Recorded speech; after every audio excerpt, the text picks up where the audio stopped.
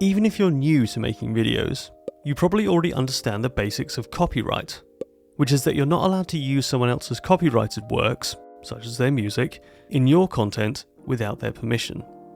This is the same in pretty much every country in the world, and while there are exceptions, such as fair use, most of the time you're not allowed to use someone else's music in your content without some kind of a license.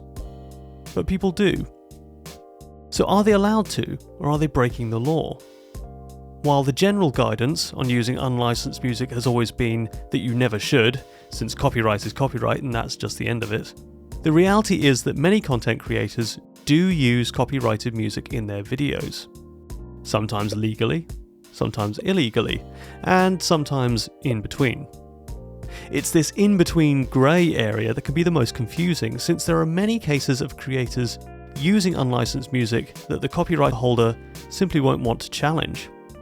In fact, YouTube's Content ID system, which is the automated checking system that allows copyright holders to detect and manage uses of their work, enables the use of copyrighted works as part of the creator economy. So what are the rules? How can using copyrighted music in your video affect you?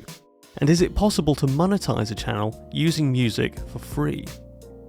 Copyrighted works that aren't available under a Creative Commons license or sold as production music are unlicensed and typically can't be used in any kind of production without permission from the copyright holder. So how is it that people do? After all, streamers, reviewers, and many other channels use copyrighted music and other materials in their content all the time. So how is it that some types of copyright infringement seem to be okay, while others aren't? And what will happen to your channel if you use unlicensed music in a video? If you use copyrighted music in your video, then there are two types of action that the copyright holder might take in response. They might submit a takedown request, or they might make a Content ID claim on your video. These are two very different actions. One is bad, and the other not so much. A takedown request, so long as it's valid, is bad.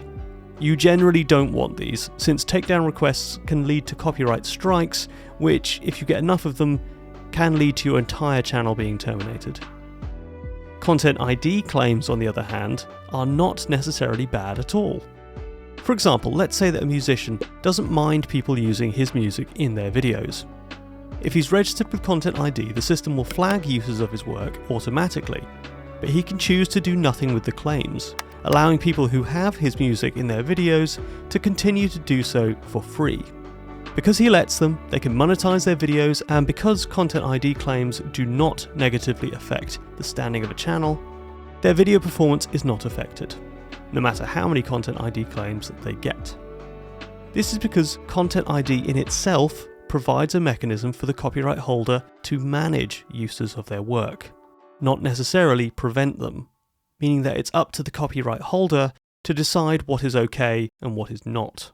For example, a different artist might be happy for her track to be used in videos, but wants to be paid for it.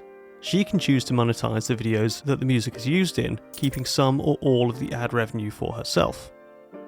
Likewise, if an artist doesn't want their work to be used, Content ID can be used as a method of completely blocking copyrighted works, where instances of music in a video can be muted or prevented from being shown in particular countries. It's basically up to the copyright holder to decide, and as a result, while it is possible to use copyrighted works in videos, you will need to know the intentions of the copyright holder and what they're likely to do in response to a claim. But even if you don't get permission, there are situations in which a copyright holder is unlikely to want to do anything about a Content ID claim. Video game music, for example, while it's the copyright of the game's developer, or in the case of smaller games, the artists themselves, is often left unchallenged when used in videos. This is because strictly enforcing Content ID claims on music that appears in gameplay footage incidentally can be damaging to how the game is marketed, something that happened rather famously with the indie game That Dragon Cancer, where the developers were forced to reverse a decision to try to recover lost revenue from playthrough content of the game. However, even in a case like this, where the industry may dictate common practice, the control always sits with the copyright holder. Meaning that if you're going to use copyrighted music in your video, then it's important to understand what the copyright holder is likely to do in response, since if your intention is to make money with your channel, they will be allowed to take some or all of that revenue if they choose to. But what if you don't want to make any money from your video? Does monetizing your content, or not, affect how copyright claims are handled? The short answer is no. An unlicensed use of music is typically not affected by whether or not you're making any money from it. The less short answer is that non-commercial use may, in some cases, support an argument for fair use. However, there's no one rule for what is and is not fair use. It's context specific, and the simple act of not monetizing your content is, on its own, probably not enough to demonstrate fair use. There are also commercial use cases that can be considered fair use, such as if a piece of content is transformative, and whether or not it's financially damaging to the copyright holder. However, none of this is strictly defined.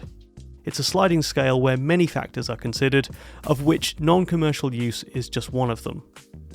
YouTube themselves offer guidance on what they consider to be fair use in their support pages, and generally speaking, it's good practice to follow the advice of the platform you're uploading your content to, since they're the ones that are most likely to decide if a particular use case is fair or not.